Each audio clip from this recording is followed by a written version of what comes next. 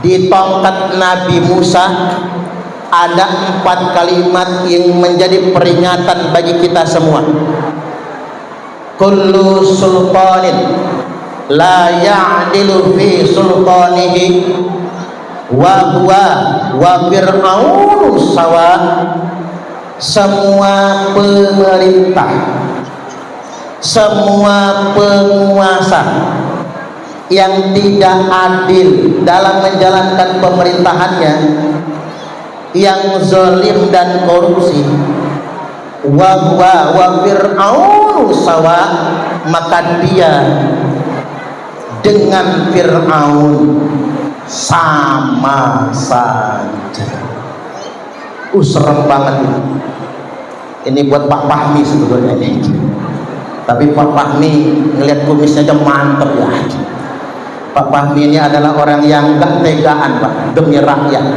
Makanya kita harus doakan beliau senantiasa sehat, amin. Selanjutnya, kullu alimin la ya'malu bi'ilmihi wa huwa wa iblisu sawa.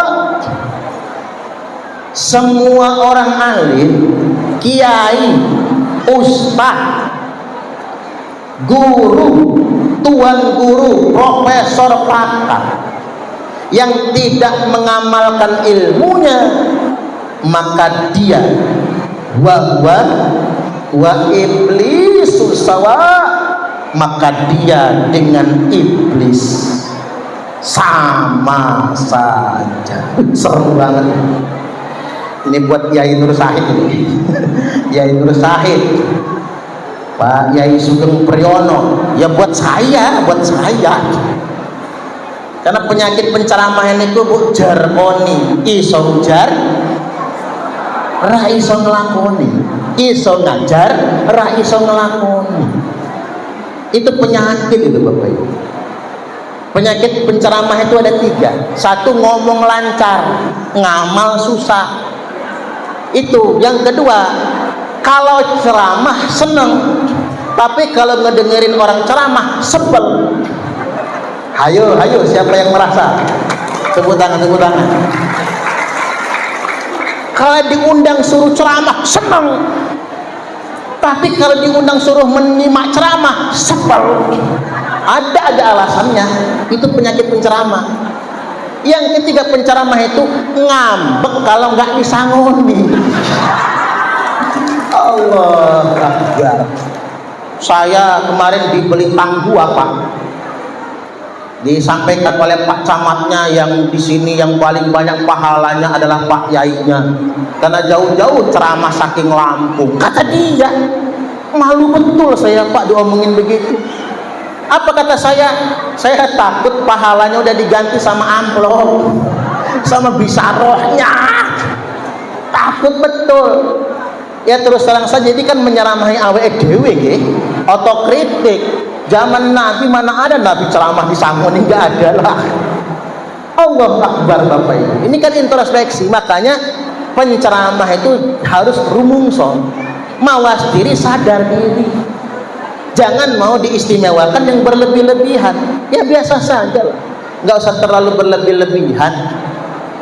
Dan saya paling malu Bapak Ibu, paling malu kalau ditanya bisarahnya berapa. Jangan tanya sama saya. Kemarin ada yang telepon dari Metro, Pak Ustadz kami mau ngundang ke Metro, kira-kira kalau ke Metro tingkat bayan dusun ya, lingkungan deh, berapa transportnya? Ya jangan tanya saya deh Pak, kata saya, semampunya saja. Ya harus jelas dong Pak, berapa? Ya udah, semampunya panitia berapa. Ya udah kalau gitu nggak jadi ngundang, ya udah nggak apa-apa, nggak boleh tanya itu kalau sama saya, karena ngapa malu Bapak Ibu. Nanti tak sebut ternyata kemahalan, kan nggak enak, atau malah kemurahan. Oh saya begitu pernah diundang Pak Yai, kira-kira berapa? Hampir tak sebut, kira-kira segini, enggak jadi. Udah terserahlah. Ternyata habis ngaji, ternyata dikasih 3 kali lipat. Alhamdulillah. Oh coba kalau saya nyebut Bu, nggak jadi dapat segitu. Terus begini Pak, kalau ketiban kegedean, apa kata jamaah? Lah, ceramahnya terus semono tok. Nggak ada yang menarik ceramahnya, nggak bayar mahal, kan nggak enak Pak. Nggak enak Bapak Ibu. Makanya itu ujian keikhlasan. Makanya jihad penceramah ada dua. Halo, jihad penceramah ada dua. Satu, mengamalkan apa yang diceramahkan, itu jihad penceramah. Dua, kalau pulang ceramah lupa disangun, panitianya Pak, kirain ketua takmir yang ngasih. Ketua takmir mikir, ketua panitia kirain udah ngasih.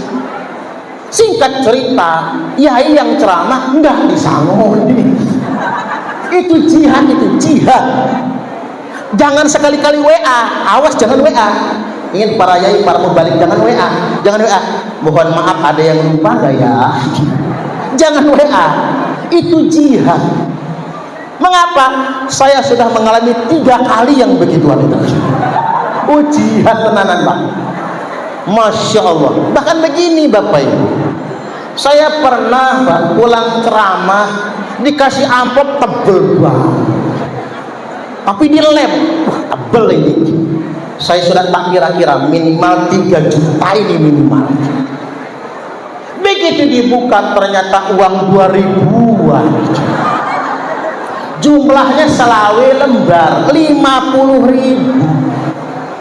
Begitu amplopnya tak baca, isinya apa, tulisnya apa di ujung kecil, untuk qori. Oh, ternyata buat yang baca Quran ini, buat yang baca Quran. Ternyata panitia itu tidak koordinasi. Yang tebal buat qori, yang rodok tebal buat kiainya, nggak koordinasi. Pikir panitia yang ngasih, ini yang paling tebal buat kiainya nih. Nah, saya jadi mikir, kira-kira yang buat qori punya saya itu. Sampai sekarang Pak, saya tidak pernah sampaikan ke panitia. 3 minggu kemudian saya ketemu qori yang ngaji itu, dia melipir kabur. Hehehe, sini. Kamu mau kemana? Oh, langsung minta maaf betul Pak, saya itu kemarin, kata dia, amplopnya ada tulisan penceramah di ujungnya itu. Pas tak hitung isinya 1,5 juta, kata dia. Tak kantongin dewe, tapi duitnya udah habis buat bayar kontrakan. Berhubung sudah 3 hari nunggak, tak bayarkan kontrakan. Lah, itulah hikmahnya. Kalau qori itu dapat yang tebal isi 50.000 Bapak Ibu, dia nggak bisa bayar kontrakan. Karena dia ketukar sama amplop saya. Alhamdulillah si qori bisa bayar kontrakan. Rezeki itu bukan dari panitia pengajian. Rezeki itu saking Gusti Allah. Tepuk tangan. Ya harus begitu komitmen Bapak Ibu. Harus begitu. Ini introspeksi diri. Makanya tadi kalau kita bisa mengatakan kullu sultanin la ya'dilu fi sultanihi wa huwa wa iblisu sawa wa huwa wa fir'aunu sawa. Semua pemerintah yang tidak adil dengan pemerintahannya alias korupsi, maka dia dengan iblis. Saya ulangi, maka dia dengan Fir'aun sama saja. Yang nggak boleh itu nunjuk muka orang, itu yang nggak boleh. Jokowi, Fir'aun nggak boleh. Kemarin siapa? Cak Nun itu kan sampai dibully. Prabowo, Fir'aun, jangan. Itu bukan untuk nunjuk muka orang, bukan. Peringatan untuk kita semua. Kiai yang nggak mengamalkan ilmunya, ya iblis. Tapi jangan nunjuk orangnya. Pak Parman, iblis. Jangan. Itu peringatan. Makanya buat penguasa, jalankan pemerintahan dengan baik. Indonesia ini sedang mengalami deflasi Bapak Ibu. Apa itu deflasi?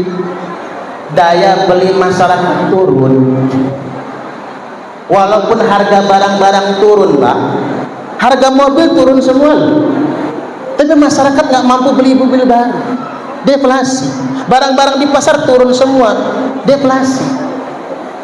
Nah makanya kebijakan pemerintah harus benar-benar pro rakyat. Saya usul lah kepada pemerintah itu, usul ini terkait dengan makan bergizi gratis. Halo, lanjut ge, tanggung. Makan bergizi gratis itu Bapak, kalau direalisasikan semua nanti jumlah siswa di negara kita ini 53 juta. Berarti per hari ada 53 juta porsi tiap hari. Mapas Pak. Satu siswa niku 15.000 satu porsi. Yang 10.000 dimasak untuk makanannya, sisa 5.000. Yang 3.000 untuk operasional dapurnya, yang 2.000 1.500-nya setor ke atas. Nah yang saya bingung, atasnya ini apa? Cicak apa monyet kira-kira? 1.500. Ngapunten nih, ini belak-belakan saya. Bayangkan Bapak Ibu, kalau 53 juta porsi per hari, 1.000 aja Pak yang diparkir, berarti per hari ada 53 juta, 53 miliar tiap hari. Tiap hari kalikan 20 hari, subhanallah. Ini uang rakyat. Makanya saya usul sama pemerintah, program MBG ganti saja dengan sekolah gratis tanpa biaya. SD, SMP, SMA sampai sarjana S1. Sebutan. Itu bisa. Bayangkan, pondok pesantren kita, Pondok Pesantren Rahmatul Ummah As-Salafiyah An-Nahdiyah, dari pintu tol Bandar Lampung, pintu tol Kota Baru Bandar Lampung, hanya 10 menit nggak nyampe. Ini sekaligus promosi ya, sekaligus ini. Kalau jenengan mau nitipin putra putrinya, keluar pintu tol hanya 10 menit nggak nyampe. Biaya sahriyahnya Pak 400.000 sebulan. Itu makan 3 kali sehari. Mau naik nggak tega saya Bapak. Karena orang-orang kampung semua yang mondok. 400.000. Bayangkan kalau 15.000 satu santri, untuk 30 hari 450. Kalau Pak Prabowo ngasih 450.000 satu santri per bulan, ya gratis dong santri Rahmatul Ummah itu. Bukan untuk sekali makan loh Pak, 3 kali makan, pagi, siang, sore. Coba lihat santri-santri saya, gemoy-gemoy, nggak ada yang kurus Pak. Tapi saya juga bingung, ngapa mereka itu gemuk-gemuk? Kan makan 3 kali sehari. Kalau lauk dibagi, kalau sayur dibagi, nasi kalau kurang nambah lagi. Saya nggak pernah membatasi nasi, habis masak lagi. Santri harus kenyang. Di samping makannya banyak santri itu Bapak Ibu, jajannya juga banyak ternyata. Rumangsa biaya mondoknya murah Pak. Akhirnya mereka itu ngasih duit jajannya banyak sama santri. Ya sebetulnya ya tirakat juga ya. Ada kan pondok yang cuma 2 kali makan tirakat, tapi kita bisa Bapak Ibu 3 kali makan. Nah saya berhitung begini, kalau 400 triliun uang MBG dijadikan infrastruktur Pak, maka satu provinsi 10 triliun setahun. Maka tidak ada jalan rusak di negeri kita ini Bapak Ibu. Jalan tol tembus sampai Nanggu, Aceh, Darussalam. Tepuk tangan. Betul. Saya ngitungnya begini, winginane nang Lampung geger gara-gara jalan rusak nggih, viral oleh mahasiswa yang di Australia.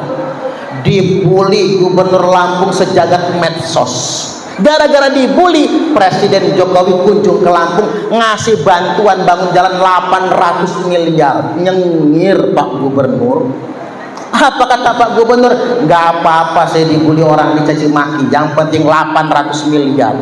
Hanya 800 miliar, Gubernur nyengir. Apatah lagi 10 triliun. Subhanallah. Saya yakin Bapak Ibu, kalau 10 triliun itu bisa membantu masyarakat Wahyuni Mandira dan di Pasena minimal untuk pembersihan inletnya itu. Betul nggak? Betul kan? Minimal buat inlet. Karena masalah tambak ini setelah tidak dikelola perusahaan Bapak Ibu, terlalu besar dananya untuk membersihkan inlet itu Pak. Itu triliunan itu. Duit siapa yang mau dipakai triliunan itu Bapak Ibu? Maka dari itu visi pembangunan itu harus jelas. Jangan sampai kemudian orang bukannya berpikir mensejahterakan rakyat, tapi malah justru bagaimana berpikir bancakan uang rakyat. Ini peringatan.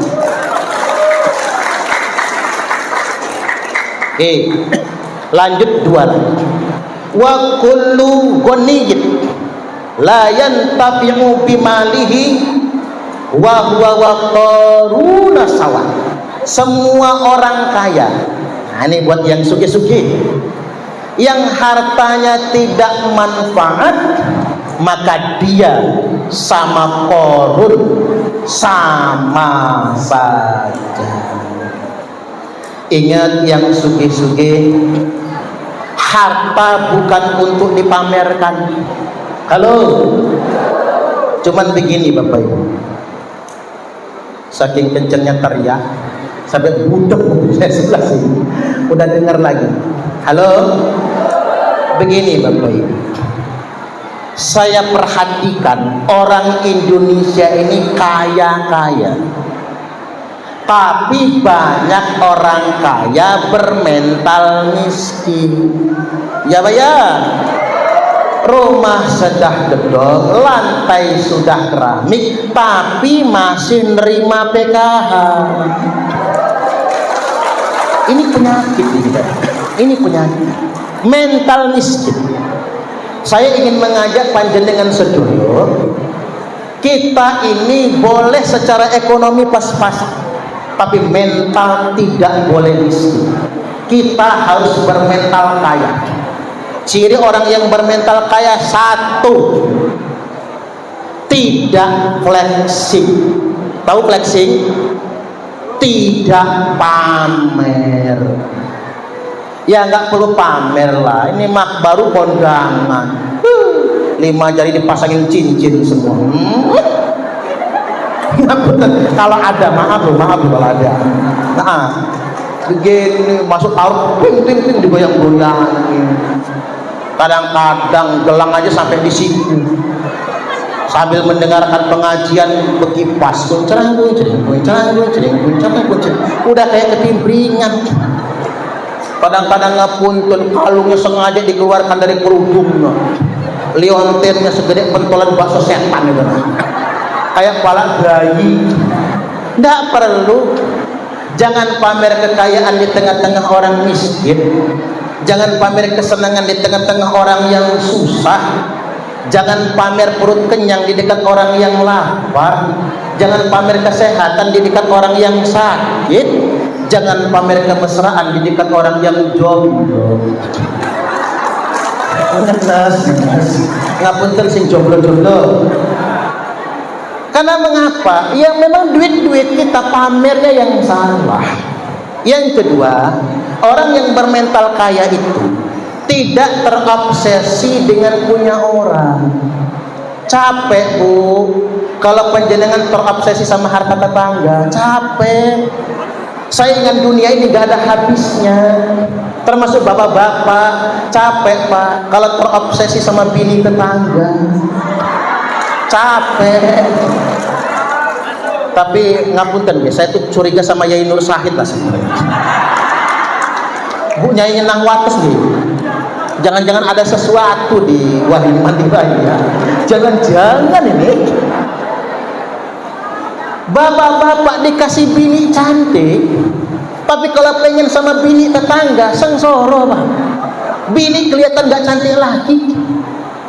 Makanya laki-laki yang rajin mencium istrinya relatif lebih panjang umur jika dibandingkan dengan laki-laki yang mencium istri tetangga.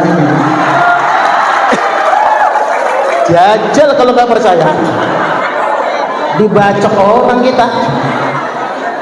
Ibu-ibu pengen sama perhiasan tetangga, gak enak. Tetangga beli kulkas panas, tetangga beli mobil menggigil, tetangga beli motor gemeter, tetangga beli carak mencret. Nggak enak hidup yang kayak gitu. Dua, jangan terobsesi dengan punya orang. Kemudian yang ketiga, jangan besar pasak daripada dia, alias saudagar Bogor biar tekor asal kesohor. Kalau kata uang Palembang kue putu buatan cek gaya, awak buntu banyak gaya. Itu yang jangan.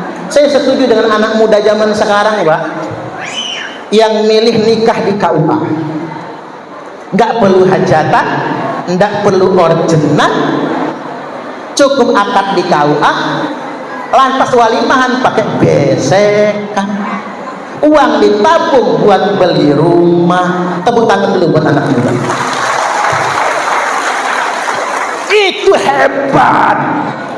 Lah orang Indonesia ini apa lakunya? Woi, hajatan rantangan 1000, 2000 rantangan kunjungan, taruhnya 100 unit. Kalau uang Palembang, uang Komreng, semendugan apa? Orkesan 3 hari 3 malam. Woi, orkesan Bapak Ibu. Habis nikah utang kemana-mana. Utang ayam belum dibayar, beras belum dibayar, buka kotak sumbangan gak pulang modal. Ini masalah, ini penyakit orang Indonesia. Terus begini Bapak Ibu, orang Indonesia itu aneh Pak, baru saja diangkat menjadi P3K, gaji cuma 2-3 juta sebulan, dikumpul-kumpul. Begitu kumpul belinya iPhone. Goblok. Gaji kecil habis buat hanya beli HP.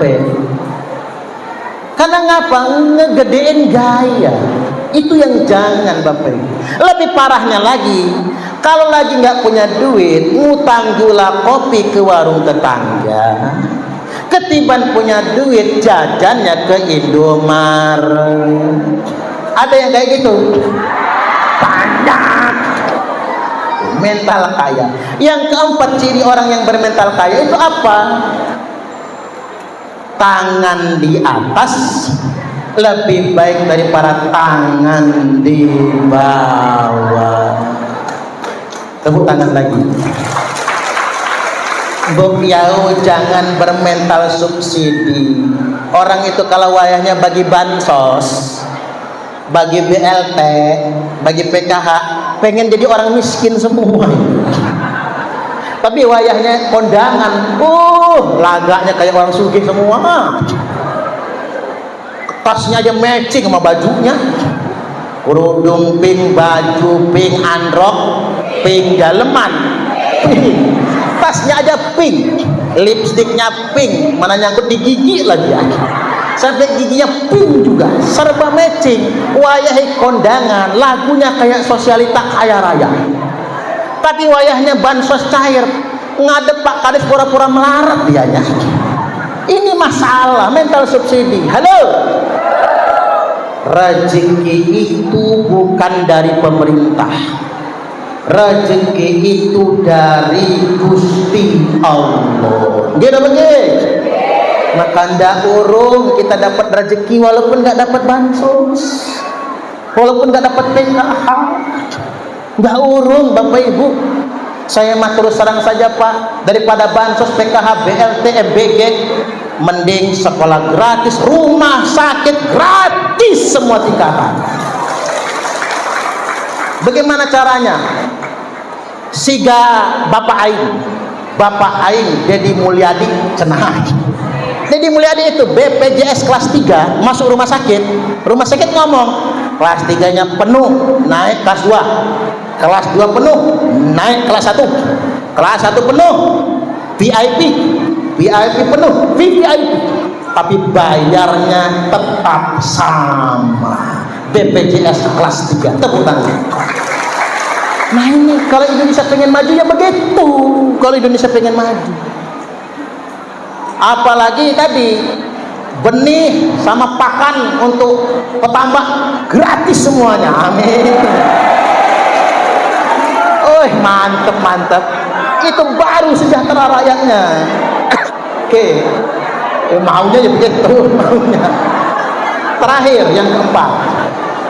Wa kullu faqirin la yasbiru ala faqrihi wa huwa wal qalbu sawa. Semua orang fakir, semua orang miskin yang tidak sabar dengan miskinnya, dengan fakirnya, maka dia wahwa wal kalbu sawa, maka dia sama anjing, sama saja. Anjing itu bahasa halusnya apa sih, Bu? Segawon apa kiri mawon ya. Orang miskin yang nggak sabar sama miskinnya sama dengan kiri. Tapi jangan nunjuk muka orang ya, Pak. Hei miskin, udah miskin, nggak sholat, kiri kamu ya, dibacok orang kita. Nggak boleh buat nunjuk wajah orang. Maksudnya apa, Bapak Ibu? Orang miskin yang hidupnya cuma ngitung jikalau, ke masjid malas, sholat tidak pernah, ke masjid nggak pernah, jauh dengan Allah, hidupnya cuma ngitung jikalau. Wiridnya begini: mangan turu ngopi ngerokok duit teko ora kerja. Ini wiridan kaya tanpa kerja, diamalkan ya. Mangan turu ngopi ngerokok duit teko ora kerja, mangan turu ngopi ngerokok duit teko ora kerja, mangan turu ngopi ngerokok duit teko ora kerja, mangan turu ngopi ngerokok duit teko ora kerja, mangan turu ngopi ngerokok duit teko ora kerja, mangan turu ngopi ngerokok duit teko ora kerja, mangan turu ngopi ngerokok duit teko ora kerja. Kan itu orang gila. Apa yang saya maksudkan dengan mangan turu ngopi ngerokok duit teko orang kerja, hidup hitung jikalau. Sekarang lagi musim judi online. Gara-gara main judi online hasil tambahnya habis. Akhirnya ditinggal istri. Ada di sini? Ada. Bahaya Bapak Ibu judi online itu. Karena begini, lebih baik makan singkong kenyataan daripada makan roti tapi mimpi. Boleh berharap burung yang terbang tinggi, tapi punai di tangan jangan dulu dilepas. Enggak ada rumusnya orang kaya dengan main judi itu, enggak ada. Rumus dari mana? Orang main judi kartu yang jelas-jelas kelihatan aja, Pak. Ngapa orang main judi kartu enggak kaya-kaya? Karena kalaupun mereka menang, mereka menghabiskan uang buat nongkrong di situlah, berhari-hari nggak kerja, nggak nyambut gawe, ya habis. Bapak-bapak main judi, di situ ngopi, bayar kopi mahal. Kalau kopi buat orang main judi mahal, beda sama kopi biasa. Betul? Kopi, makan mie mahal. Wayahnya di warung mie paling 10.000 makan mie instan. Tapi kalau orang main judi 50.000, beda harganya. Makanya yang menang tetap kalah, apa meneh yang kalah. Tambah lagi judi online. Judi online itu ada operatornya Bapak Ibu, nggak mungkin menang. Ada operatornya. Ada 1-2 orang yang menang, memang dibikin menang. Tujuan apa? Buat mancing yang lain. Judi itu kalau pengen kaya, tak ajarin jenengan kalau pengen kaya dari main judi. Judi itu jangan dimusuhi. Kalau judinya dimusuhi, kita pasti melarat. Tapi judinya dikawani, dikancani, jadiin temen, jadikan kance main judi itu. Apa maksudnya? Jadilah bandar. Kalau jadi bandar panjenengan sugih, rumah bisa bertingkat, mobilnya 4, istri pun 4. Kaya di dunia, di akhirat tinggal masuk neraka. Yang betul nopo-nopo. Enak di dunia kaya, tapi kalau jadi pemain udah melarat, bangkrut, anak-anak susah, bini kabur. Sudah dunia sengsara, akhiratnya juga tambah sengsara.